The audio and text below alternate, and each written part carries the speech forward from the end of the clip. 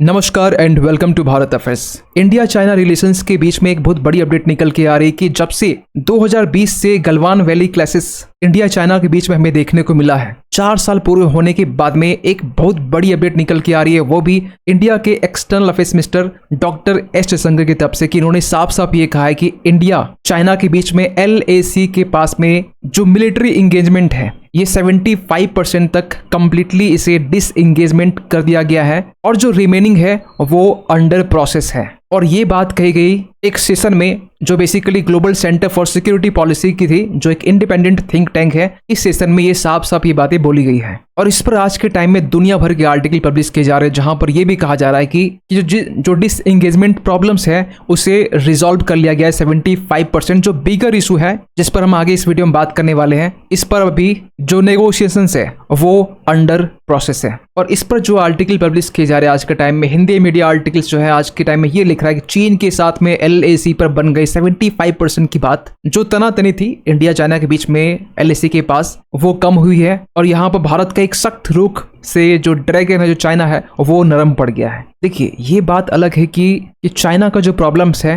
पूरे वर्ल्ड के साथ में है, लेकिन इंडिया के साथ में जो प्रॉब्लम्स है ये एक स्पेशल प्रॉब्लम है। ये साफ साफ डॉक्टर एस जयशंकर चाइना को लेकर ये कहते हैं, लेकिन अपने स्टेटमेंट में क्या बोला गया है पहले ये समझते हैं। इन्होंने अपने स्टेटमेंट में ये कहा कि जो इंडिया चाइना के बीच में जो टाइज है, जो संबंध है, वो इम्प्रूव हो सकते अगर कोई रेजोल्यूशंस लाया जाए तो, क्योंकि इंडिया चाइना के बीच में डिप्लोमेटिक और मिलिट्री लेवल्स में जो टेंशंस है वो देखने को मिलते LAC के पास में। और इसका एकमात्र सॉल्यूशंस है डिसएंगेजमेंट, जो कि 75% हो चुका है, लेकिन 100% अगर ये चीजें पहुंचती है तो जाहिर सी बात है जो बॉर्डर है वहां पर पीस और ट्रैंक्विलिटी मतलब शांति और सौहार्द लाया जा सकता है वापस। लेकिन इसके बाद एक सबसे बड़ा कंसर्न होने वाला है कि मिलिटराइजेशंस, क्योंकि इंडिया चाइना टॉक्स जो है, जो स्टैंड ऑफ देखने को मिलता है वो तो प्रोग्रेस में है, लेकिन जो मिलिटराइजेशंस है जिससे 75% तक डिसएंगेज कर लिया गया है, ये फिर भी एक बहुत बड़ा कंसर्न हो सकता है। और इसी को लेकर यहाँ पर डिस्क्राइब किया जाता है कि जो इंडिया चाइना रिलेशन है ये काफी ज्यादा कॉम्प्लेक्स है और इसके लिए प्री कंडीशन ये है कि पीसफुल टाइज इंडिया चाइना के बीच में होना चाहिए अगर पीस और ट्रैंक्विलिटी लाया जाए बॉर्डर में तो। क्योंकि 1988 के टाइम में आप देखेंगे कि बॉर्डर में स्टेबिलिटी लाने के लिए, स्टेबलाइज करने के लिए series of agreement India China के बीच में साइन किए जाते हैं ताकि जो बॉर्डर है LAC है वहां पर पीस और ट्रैंक्विलिटी लाई जा सके। लेकिन जस्ट आज से 4 साल पहले बात कर रहे हैं जून 2020 के टाइम में, जब गलवान वैली क्लासेस होता है इंडिया चाइना के बीच में LAC के पास में, और इस पर भी डॉक्टर एस जयशंकर यहाँ पर कहते हैं कि one can not have violence at the border. और इसके बाद में एस जयशंकर यहाँ डिस्क्राइब करते हैं कि जो डेवलपमेंट है एज ए वेरी डेंजरस। थोड़ा अगर आप मैप को देखेंगे ना, इंडिया चाइना के बीच में जो बॉर्डर शेयर की जाती है वो 3 सेक्टर में की जाती है, वेस्टर्न सेक्टर में, सेंट्रल सेक्टर में और ईस्टर्न सेक्टर में। ईस्टर्न सेक्टर में जहां पर अरुणाचल प्रदेश को लेकर भी चाइना अपने विलेज बनाने का दावा करता है, विलेज का नाम चेंज कर दिया जाता है अरुणाचल प्रदेश के कुछ डिस्ट्रिक्ट में, जो 1325 किलोमीटर तक एक्सटेंड जो बॉर्डर है वो किया गया है। सेंट्रल सेक्टर में बहुत ज़्यादा डिस्प्यूट देखने को नहीं मिलता है, लेकिन जो वेस्टर्न सेक्टर है, जो अक्साई चीन का जो पार्ट है, अगर आप इस मैप में देखेंगे तो अगर आप देखेंगे ये जो लाइन है बेसिकली जो LAC माना जाता है, इसको लेकर भी छोटी सी हिस्ट्री है, ब्रीफली आपको बताना चाहेंगे। तो जो बॉर्डर आप देख पा रहे हैं जो ग्रीन है, डार्क ग्रीन, ये बेसिकली जॉनसन लाइन है। वॉर से पहले 1962 वॉर से पहले ये लाइन था इंडिया चाइना बॉर्डर, लेकिन उस वक्त चाइना हमेशा ये कहता है कि हम मैकडोनाल्ड लाइन को मानते हैं, वही मैकडोनाल्ड लाइन जिसे चाइना अरुणाचल प्रदेश में नहीं मानता है, वो LAC के पास में लद्दाख वाले रीजन में बोलता है कि ये जो लाइन है, ये डॉटेड लाइन, ये हम मानते हैं। और इसके बाद में पता होना चाहिए 1962 का वॉर होता है, इस वॉर के बाद में जो स्टेटस को है वो बदल जाता है और यहाँ पर जो ग्रीन लाइन है ये क्या, इंडिया का ये दावा है कि ये बेसिकली LAC है, वही चाइना ये कहता है कि ये जो रेड लाइन है ये LAC है। और इसी चीज को लेकर इंडिया चाइना के बीच में स्टैंड ऑफ हमें देखने को मिलता है LAC के पास में। और ये जो पूरा रीजन है, ये जो पूरा गैप है, इसी यहाँ पर ही हमें मिलिट्री इंगेजमेंट देखने को मिलता है इंडिया की तरफ से भी, चाइना की तरफ से भी। और झड़प के भी मामले आपको पता होना चाहिए 2020 के टाइम से बाहर निकल के आए थे, जब इंडिया की तरफ से 20 ट्रूप्स वीरगति को प्राप्त हुए थे और वहीं चाइना की तरफ से जो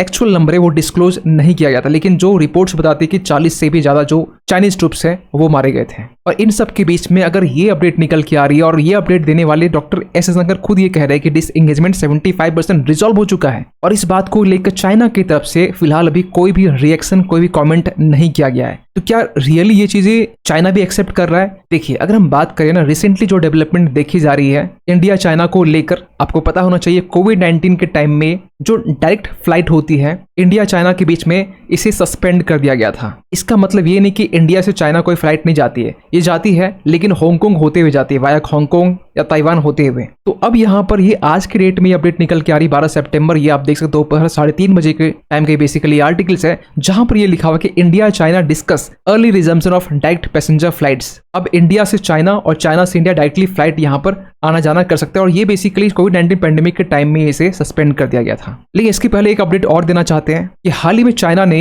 LAC के पास में 400 मीटर की एक ब्रिज डेवलप की है, और ये बेसिकली ऑपरेशनल भी हो चुका है। ये जो ब्रिज है आप इस मैप में देख पाएंगे, ये जो रेड लाइन है ये जो है 400 मीटर की ब्रिज, और ये जो ब्रिज बनाया गया पेंगोंग सो जो लेक है ये बनाया गया यहाँ पर, और ये बिल्कुल ही इंडिया के साइड में बनाया गया है। इसको लेकर भी इंडिया काफी ज्यादा कंसर्न है। खैर हम आते हैं यहाँ पर कि इंडिया चाइना के बीच में जो डायरेक्ट फ्लाइट्स है इसे रिज्यूम किया जा रहा है बहुत जल्द, और ये जो बात है अपडेट दी है मिनिस्ट्री ऑफ सिविल एविएशन की तरफ से ये बातें की गई है। लेकिन इसके बावजूद भी यहाँ पर आप एक चीज नोटिस करेंगे कि जो चाइनीज सिटीजन्स हैं, जो 2018 के टाइम में 2 लाख चाइनीज सिटीजन्स इंडिया आते थे as a tourist, as a study purpose के लिए, लेकिन अब ये जो नंबर्स है वो घट के कितना हो चुका है 2023 के डाटे अगर ये कहते हैं 5500 ये जो नंबर्स है वो चाइनीज नंबर्स हो चुके हैं। इसके पीछे रीजंस है कि इंडिया चाइनीज सिटीजन्स को वीजा इशू नहीं करता है जितनी आसानी से 2018 टाइम में किया करता था। और इसके अलावा यहाँ पर सबसे बड़ा कंसर्न है इंडिया चाइना के बीच में ट्रेड को लेकर, क्योंकि दोनों के बीच में जो ट्रेड है 2023-24 को फाइनेंशियल ईयर्स की हम बात करें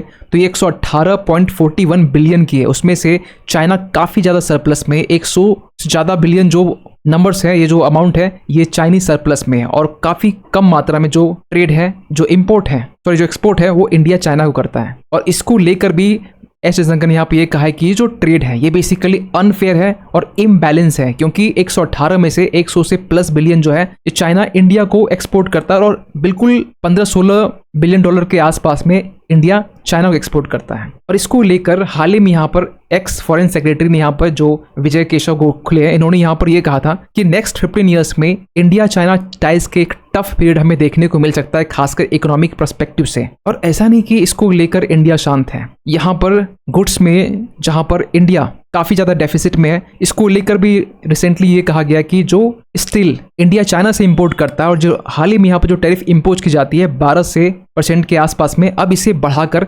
30% कर दिया गया है, और ये किया गया है ट्रेड डेफिसिट को देखते हुए। और दूसरा यहाँ पर पॉइंट है चाइनीज इन्वेस्टमेंट को लेकर, जो कोविड-19 के टाइम में ही इंडिया की जो पॉलिसी है वो चेंज की गई थी चाइनीज इन्वेस्टमेंट को लेकर। यहाँ तक कि इसमें जो चाइनीज टेलीकॉम कंपनीज हैं जो मोबाइल बनाती है, वीवो, ओप्पो, जियोमी, इसके ऊपर भी इन्वेस्टिगेशन रखी गई थी, पिछले साल की हम बात कर रहे हैं। और यहाँ पर जो चाइनीज इन्वेस्टमेंट है इसको लेकर भी कहा गया कि India has to change its policy if it wants to attract more Chinese investment. ये चाइनीज डेली जो मीडिया आउटलेट्स है ये लिख रहा है, क्योंकि इंडिया और चाइना के बीच में जो प्रॉब्लम्स है, एस जयशंकर यहाँ पर कहते हैं कि चाइना जो है एक यूनिक प्रॉब्लम है खासकर इंडिया के लिए, उसमें से भी रीजन दिया जाता है खासकर LAC का जो स्टैंड ऑफ वो। और इसी जुलाई मंथ की हम बात करें, जुलाई 2024 की, इसी जुलाई मंथ में एस जयशंकर और चाइना के फॉरेन मिनिस्टर वांग यी ये 2 बार मिल चुके हैं, और इसमें बेसिकली बात की गई LAC को लेकर। और यहाँ पर साफ साफ ये कहा गया कि रेस्पेक्टिंग LAC इसेंशियल, तभी आपके साथ में ट्रेड और इकोनॉमिक टाइज मजबूत हो सकते हैं और जो सिचुएशंस है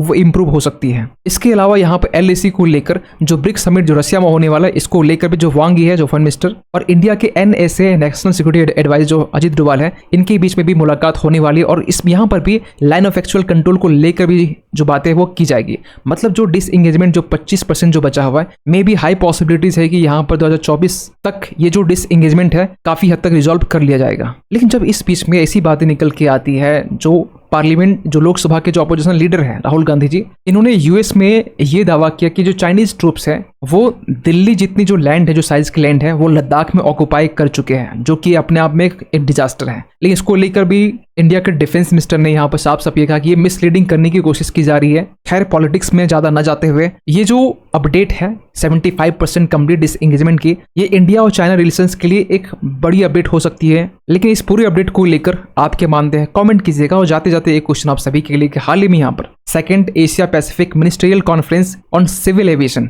इसे आयोजित किया गया था। आपको बताना ये है कि ये कहाँ पर आयोजित किया गया था। आपके पास ऑप्शन है काठमांडू, न्यू दिल्ली, बीजिंग या फिर टोक्यो। सही आंसर कीजिए कमेंट सेक्शन पे। मिलते किसी अगले वीडियो में, तब तक के लिए थैंक यू सो मच।